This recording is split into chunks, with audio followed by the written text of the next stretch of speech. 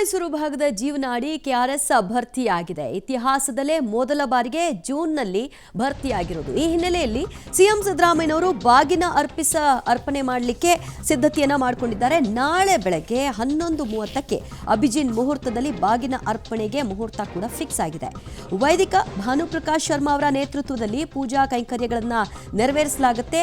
ಜಲಾಶಯ 21,463 ಕ್ಯೂಸೆಕ್ ನೀರನ್ನ ಈಗ ಹೊರಹಾಕಿದ್ದಾರೆ. ನಾಳೆ ಕಾವೇರಿಗೆ ಬಾಗಿನ ಅರ್ಪಿಸ್ತಾರೆ ಸಿಎಂ. ಹಾಗಾಗಿ ಸಕಲ ರೀತಿಯಲ್ಲೂ ಕೂಡ ಸಜ್ಜಾಗಿದೆ. ಮಧುವಣಗಿತ್ತಿಯಂತೆ ಸಿಂಗಾರಗೊಂಡಿದೆ ಕೆಆರ್ಎಸ್ ಡ್ಯಾಮ್. ಸುಣ್ಣ ಬಣ್ಣ ಬಳಿದಿದ್ದಾರೆ. ಹಾಗೆ ಕನ್ನಡದ ಬಾವುಟಗಳು ರಾರಾಜಿಸ್ತಾ ಇದೆ. ಪೂಜೆಗೆ ಬೇಕಾದಂತಹ ಎಲ್ಲ ಪ್ರಿಪರೇಷನ್ಸ್ನ ಮಾಡ್ಕೊಂಡಿದ್ದಾರೆ. ಬಾಗಿನದ ಸೆಟ್ ಅನ್ನು ಕೂಡ ಈಗಾಗಲೇ ತಯಾರು ಮಾಡಿದ್ದಾರೆ. ಅದರಲ್ಲಿ ಸೀರೆ, ಅರಿಶಿನ, ಕುಂಕುಮ, ಬಳೆ ಮತ್ತು ನವಧಾನ್ಯ ಇವೆಲ್ಲವನ್ನು ಕೂಡ ಬಾಗಿನದಲ್ಲಿ ಇರ್ತಾರೆ. ಆ ನಂತರ ಮುಖ್ಯಮಂತ್ರಿ ಸಿದ್ದರಾಮಯ್ಯನವರು ಈ ಪೂಜೆಯ ನಂತರ ಬಾಗಿನವನ್ನ ಸಮರ್ಪಣೆ ಮಾಡ್ತಾರೆ.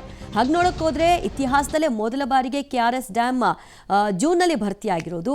ಹಾಗೆ ಅದರ ಮೊದಲ ಬಾರಿಗೆ ಜೂನ್ನಲ್ಲಿ ಬಾಗಿನ ಅರ್ಪಿಸ್ತಾ ಇರುವಂತಹ ಸಿಎಂ ಅನ್ನುವಂತಹ ಹೆಗ್ಗಳಿಕೆಗೂ ಕೂಡ ಸಿದ್ದರಾಮಯ್ಯನವರು ಪಾತ್ರ ಆಗ್ತಾ ಇದ್ದಾರೆ. ಈ ದಾಖಲೆಯನ್ನ ಬರೀಲಿಕ್ಕೆ ಎಲ್ಲಾ ರೀತಿಯ ತಯಾರಿಗಳನ್ನ ಈಗಾಗಲೇ ಮಾಡಿಕೊಳ್ಳಲಾಗಿದೆ. ಸೊ ಅಲ್ಲಿಗೆ ನಾಳೆ ಕೆಆರ್ಎಸ್ಗೆ ಸಿಎಂ ಸಿದ್ದರಾಮಯ್ಯ ಬಾಗಿನ ಅರ್ಪಣೆ ಮಾಡ್ತಾ ಇರೋದು. ಜೂನ್ನಲ್ಲಿ ಬಾಗಿನ ಅರ್ಪಿಸಿದ ಮೊದಲ ಸಿಎಂ ಅನ್ನೋ ಹೆಗ್ಗಳಿಕೆ ಸಿದ್ದರಾಮಯ್ಯನವ್ರದ್ದಾಗುತ್ತೆ. ಬಾಗಿನ ಅರ್ಪಿಸಿ ಕಾವೇರಿ ಮಾತೆಗೆ ಪೂಜೆಯನ್ನು ಸಲ್ಲಿಸ್ತಾರೆ. ಬಾಗಿನ ಅರ್ಪಿಸೋದಕ್ಕೆ ಕಾವೇರಿ ನೀರಾವರಿ ನಿಗಮದವರು ಭರದ ಸಿದ್ಧತೆಯನ್ನು ಮಾಡಿಕೊಂಡಿದ್ದಾರೆ. ಜಲಾಶಯಕ್ಕೆ ಸುಣ್ಣ ಬಣ್ಣ ಬಳಿಯುವ ಕಾರ್ಯ ಪ್ರಾರಂಭವಾಗಿದೆ. ಹಾಗೆ ನೋಡೋದಕ್ಕೆ ಟೈಮ್ ತೊಗೊಂಡು ಮಾಡ್ತಾ ಇದ್ರು. ಬಟ್ ಜೂನ್ನಲ್ಲೇ ಮಾಡಬೇಕು ಅನ್ನೋ ಲೆಕ್ಕಾಚಾರ, ದಾಖಲೆ ಬರೆಯೋದಕ್ಕೆ ನಾಳೆನೇ ಅದಕ್ಕೆ ಸಿದ್ಧತೆಗಳು ನಡೀತಾ ಇದೆ.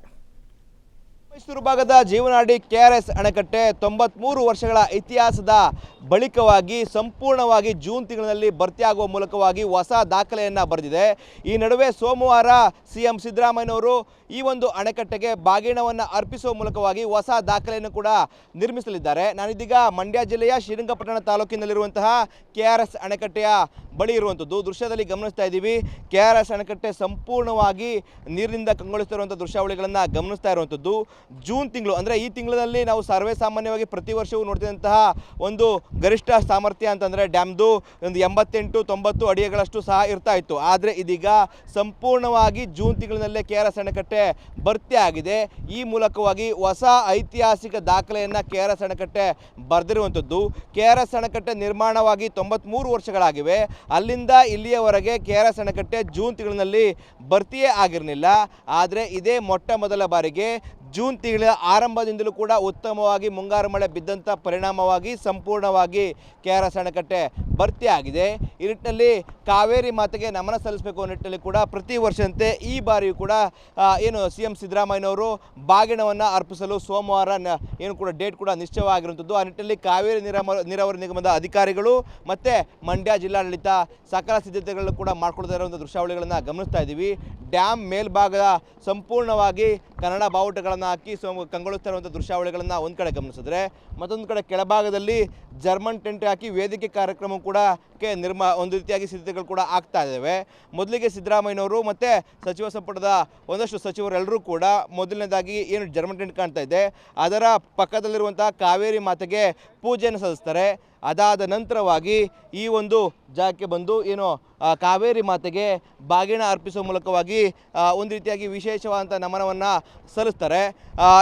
ಡಿ ದೇವರಾಜು ಅರಸವರ ಕಾಲದಲ್ಲಿ ತಾಯಿ ಕಾವೇರಿ ಮಾತೆಗೆ ಬಾಗಿಣ ಅರ್ಪಿಸುವಂಥ ಪದ್ಧತಿ ಉಟ್ಕೊಳ್ತು. ಅಲ್ಲಿಂದ ಇಲ್ಲಿಯವರೆಗೆ ಯಾವೊಬ್ಬ ಮುಖ್ಯಮಂತ್ರಿಯೂ ಸಹ ಜೂನ್ ತಿಂಗಳಿನಲ್ಲಿ ಕಾವೇರಿ ಮಾತೆಗೆ ಬಾಗಿಣ ಅರ್ಪಿಸುವಂಥ ಉದಾಹರಣೆ ಇಲ್ಲ. ಯಾಕಂದರೆ ಅಲ್ಲಿ 93 ವರ್ಷಗಳಿಂದ ಡ್ಯಾಮ್ ತುಂಬೇ ಇರಲಿಲ್ಲ. ಹಾಗಾಗಿ ಯಾರೂ ಕೂಡ ಜೂನ್ ತಿಂಗಳಿನಲ್ಲಿ ಕಾವೇರಿ ಮಾತೆಗೆ ಬಾಗಿನ ಅರ್ಪಿಸುವಂಥ ಕೆಲಸಗಳು ಕೂಡ ಆಗಿರಲಿಲ್ಲ. ಆದರೆ ಇದೇ ಮೊಟ್ಟ ಮೊದಲನೇ ಬಾರಿಗೆ ಸಿಎಂ ಸಿದ್ದರಾಮಯ್ಯನವರು ಜೂನ್ ತಿಂಗಳಿನಲ್ಲಿ ಕಾವೇರಿ ಮಾತೆಗೆ ಬಾಗಿನ ಅರ್ಪಿಸುವ ಮೂಲಕವಾಗಿ ಹೊಸ ದಾಖಲೆಯನ್ನು ನಿರ್ಮಿಸಲಿದ್ದಾರೆ.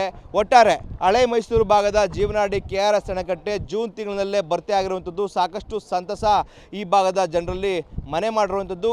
ಅದೇ ನಿಟ್ಟಿನಲ್ಲಿ ಹೊಸ ಐತಿಹಾಸಿಕ ದಾಖಲೆಯನ್ನು ಬರೆದಿರುವಂಥದ್ದು ಒಂದು ರೀತಿಯಾಗಿ ಖುಷಿಯಾದಂಥ ವಾತಾವರಣ. ಇದರ ನಡುವೆ ಸಿಎಂ ಸಿದ್ದರಾಮಯ್ಯನವರು ಸಹ ಸೋಮವಾರ ಬಾಗಿಣವನ್ನು ಅರ್ಪಿಸುವ ಮೂಲಕವಾಗಿ ತಮ್ಮ ಒಂದು ಮುಖ್ಯಮಂತ್ರಿ ಅವಧಿಯಲ್ಲಿ ಹೊಸ ಇತಿಹಾಸವನ್ನು ಕೂಡ ನಿರ್ಮಿಸಲಿದ್ದಾರೆ. ಕ್ಯಾಮ್ರಾ ಪರ್ಸನ್ ವಿನೋದ್ ಜೊತೆ Rohit Devarahalli, public TV, KRS dam.